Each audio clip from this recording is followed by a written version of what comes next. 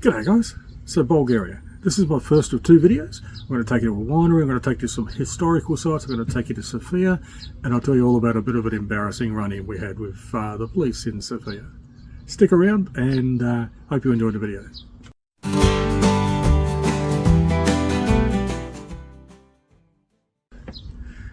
So I came into Bulgaria via Greece, which brought me smack bang in the middle of one of the best wine regions in Bulgaria. Who knew there was a wine industry in Bulgaria? Actually, probably most of Europe, but as an Australian, you don't hear much about Bulgarian wines. But it's a bit of a no-brainer that my first park-up should be at a winery. So check this next little clip out. So g'day guys, I'm not sure if I've already said this in an earlier clip because I'm sort of doing this a bit out of sequence, but I don't know if I've told you, but I left Greece after just one day because really I was really keen to get into Bulgaria, which is where I am now. This is my first stop. It's only about 20 kilometres across the Bulgarian border. A place called Melnik, which is a winery. And anyone who knows me personally knows I love wine and wineries. No, I haven't got the red nose to prove it. Well, maybe I have, I can't tell. Anyway, the cool thing about this place is you can come and you can do a bit of a wine tour, and then you can just park in their car park overnight. No services or anything, but that's cool. I've got everything I need. Check out the views from the car park. So I've parked with my windscreen facing that way. I'll keep the screen open until I need to go to sleep, and I'll enjoy that view. What a beautiful sight. They offered 3 different tour packages, from the very basic through to the roughly $40 Australian dollars, 45 Bulgarian lev, which is tasting 6 wines, some nibbles to go with it, and a stroll through the vineyard. And you also get all the history, and you walk through their wine production facilities and all of that. So I'm about to do that. I'll capture what I can. I'm not sure what I'm allowed to film in there, so I've just done a little bit of a film of the entry, which I'll stick on here shortly. So I'm just going to chill here now, and basically they'll fit me in with the next English language person that comes along. If no English language person comes along, then I guess I'll get my own solo tour.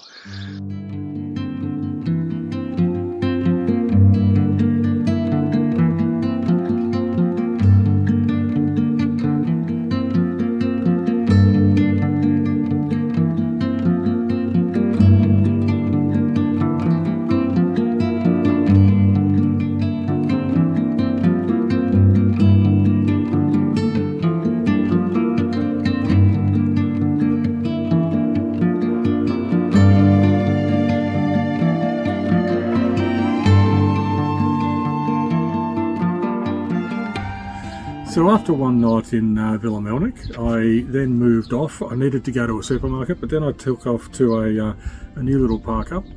I'll show you all about that. Everything didn't go quite to plan, so check out this for a bit of a misadventure, but a good park up as a result of it. Now I want to give special mention to the place I'm in at the moment. This is a place called Sunny Paradise Camping in Bulgaria. It's just across the border from Greece. Now, when I was looking at staying at this place, I thought, oh yeah, I'll book in here and it'll be my stop after the winery, just for a night, maybe 2, and then I'll burn off further north towards Sofia. But I'll tell you what, I mean, it's a nice little place. It's pretty basic, pretty simple. It's really nice little setup though. There's enough room, I think, for about 9 vans, as you see the background as I'm turning around. Summer's not quite here yet, so there's no water in the pool. Or what water there is, you wouldn't swim in. But I think the biggest selling factor for this place is the owners. What an amazing pair of people. Ivo and Anna. On my way here, I had a tyre blowout. It's no big deal, it's just a tyre blowout. So pull out the jack, pull out the tools, and pull out the spare wheel. Yeah? No. Turns out the tools supplied when I bought this vehicle are possibly the cheapest of cheap rubbish that you could possibly buy. Shouldn't really surprise me, but as I tried to turn the first of the wheel hub nuts, it spread the opening of the spanner, because it was only made out of aluminium, and it just spun on the nuts. So I couldn't actually take the old wheel off. Ivo, to his absolute generosity, then jumped in his car, brought his steel wheel brace down, and gave me a hand change on the tyre. Got to say, it's the first time I've changed a tyre since I was probably about 20 years old. That wasn't exactly yesterday, but everything was smooth as. It's not just a simple puncture though, it's a full-on blowout. Now, I reckon I got that, one of the problems with a lot of these eastern countries, roads are really narrow, and sometimes when something big's coming the other way, you have to move off to the side. And I know there was one particular point just outside of where I am now where I had to drop the offside wheels off the bitumen, and I reckon that's exactly where the rubber met the road, as to say, and tore. But yeah, I mean, no big deal, other than now I've got to buy another tyre. I mean, seriously, I'm getting a little bit frustrated about how much I have to buy for this motorhome, but I guess that's part of being motorhoming. So if you are coming into Bulgaria from Greece, definitely check out Sunny Paradise Camping. I'll put some details again on the screen somewhere here. Okay, so bit of an update after the blown tyre, like the blowout I had.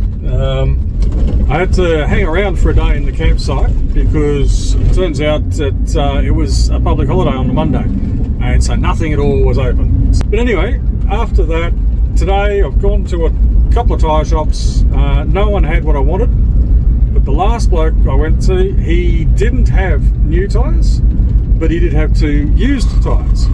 Turns out they're exactly the same as the 2 I got in the front, because I did have different on the front and back. So now I've got the 4 same tyres all around, and the used tyres that this guy sold me are better than the ones that I bought this vehicle with new. So doing well on that perspective. Also, it was 160 leather because they were used. So that's about 145 Australian dollars for 2 tyres fitted and balanced. Can't complain about that. So anyway, now I'm off to a place called Baba Vanga, which is a church that houses the grave of, or at least I think it's the grave of a prophet, a lady that died here. She was a blind lady who was a prophet on things that she's seen into the future. A lot more to talk about on that one, but that might be a different video. So Baba Vanga lived between 1911 and 1996, and she lived throughout 2 world wars as well as living through the communist era. Vanga was injured in a storm when she was about 13 years of age, and this resulted in progressive blindness. It's said that following this, she developed a healing and clairvoyant ability. The communist government went through a stage of trying to suppress her activities, but from around about 1960s, she was allowed to go about her business without interference. Baba Vanga became famous for these abilities, and she was visited by people from all over the Eastern Bloc. Her visitors ranged from everyday people from Bulgaria or other Eastern countries through to nobles such as Tsar Boris III of Bulgaria.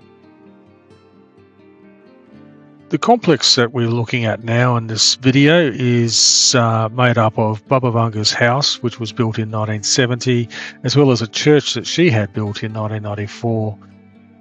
The whole facility is now a museum, which is open to the public, and it's free of charge for visitors.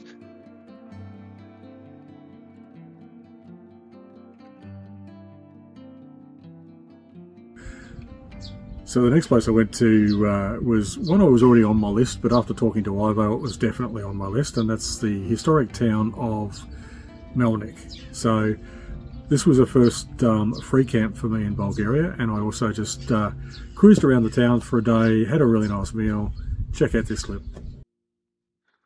So my park up for Melnik was actually this little car park right outside an abandoned hotel. It was really bizarre. The hotel had been built, but doesn't look like it was ever used. Very well-known free park up outside Melnik. Well worth going to. Really well lit, nice and safe, and safety in numbers. There were always people around, so that was really good. Now, Melnik, the village, was once quite a thriving town. It once had a population over 20,000 and hundreds of buildings, dozens of churches, and was quite the metropolis. But in the late 1800s, most of that burnt down. And what we see now is actually the smallest village in Bulgaria, with a population between 200 and 300 people. The town itself is now an architectural reserve. The buildings there are just amazing. There's huge amounts of beauty. There's if you go all the way to the top of the main street, there really are only 2 streets now. There's an old citadel that you can have a look at as well. I enjoyed just strolling the streets of Melnik, checking out the restaurants. Had a really nice lunch in Melnik before just strolling back down, staying the night in my camper, and heading to Sofia the next day. If you're in the southern area of Bulgaria, just near the Greek border, definitely go and have a look at Melnik Village. It's a really beautiful place to go and hang out for a day.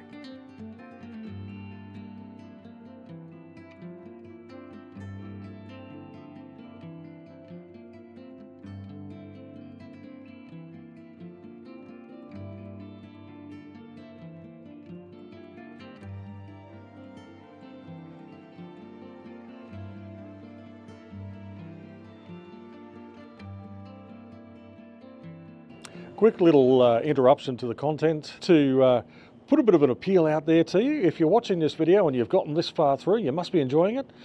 Please consider clicking like, subscribe if you haven't already, and what would be really cool is if you gave me some thoughts in the comments below. Have you been there? What do you think about the place?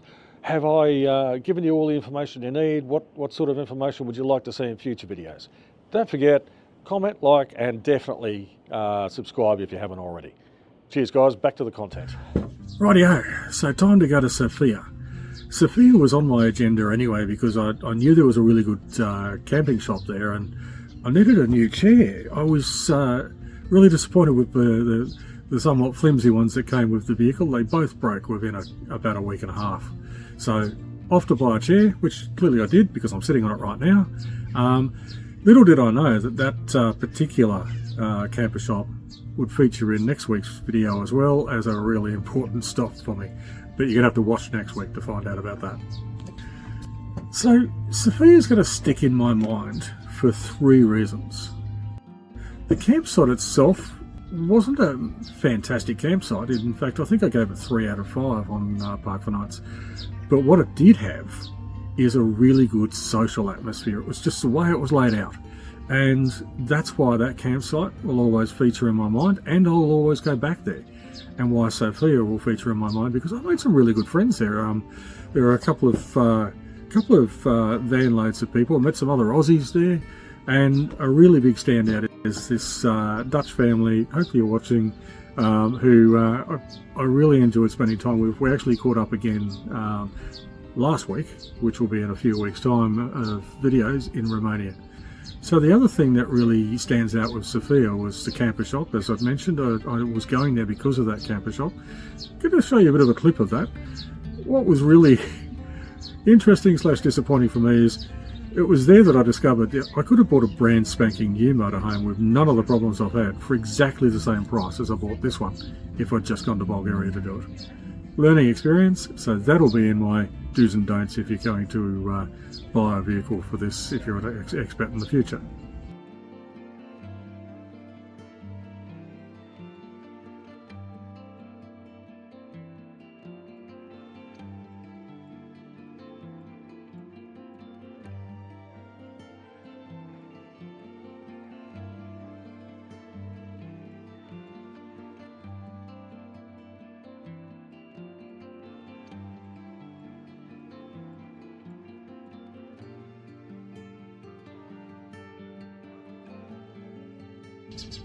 The final reason that Sofia stuck in my mind, and will always stick in my mind, is at this campsite. As I said, it was a really good social environment. So I met this guy from Hungary, Igor. Got along really well, and we decided that the next day we're going to go into Sofia. Got into Sofia and started to walk around the city, and we noticed there was a massive police presence. And I'm talking literally probably a couple of thousand cops over several city blocks. It was ridiculously large. Turns out there was a major political protest planned for that day, which we knew nothing at all about. And it was a protest against the euro. But when there's a political protest, typically the police want to stop and search. So they did. They stopped us. Well, I had no problem. They said to me, "Are you carrying anything, any weapons?" And I've gone, "Nah, just my phone and my camera." Unfortunately, the guy I was with went, "Yeah, I've got this knife." Without going into too much detail, let's suffice to say that we got moved on by the police. Didn't get arrested or anything, but I don't think it was very far off being arrested. I think it was just the cool way in which the police played it, and we acquiesced to their demands.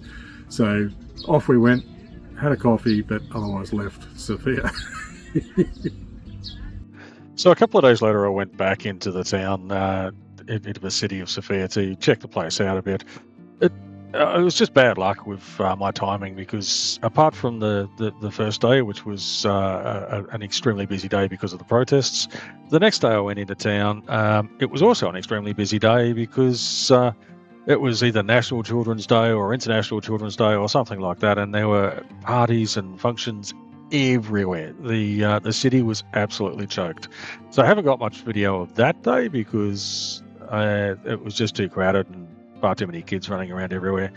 So I went in again and finally got in there. So the video you're seeing now is just a bit of a stroll around. And so as a result of having to go into the city 3 times to just have a simple look, I kind of ran out of time to spend too much time walking around. It's probably worth going back to Sofia in the future. So this is a taster for maybe a return trip in 2026 or something. I have to say, all in all, Sofia failed to impress. As a place that was always on my list of must-go places, it was okay, it was nice enough. The campsite had its positives for its social atmosphere. There was a really cool Roman ruins, which I will have showed you already, but otherwise, it really didn't strike me as a fantastic place. It's a must-see if you're travelling through Bulgaria. I mean, who wouldn't go and see it? But I could take it or leave it. That said, that's the end of this video. Thanks for watching, guys. If you haven't already done so, please think about subscribing, or don't think about it, do it. Next week there will be part 2 of the Bulgaria, which I'll take you to. I'll take you to Plovdiv. I'll take you to some beaches and lots of other cool stuff. So stick around for next week's video. After Baba Vanga.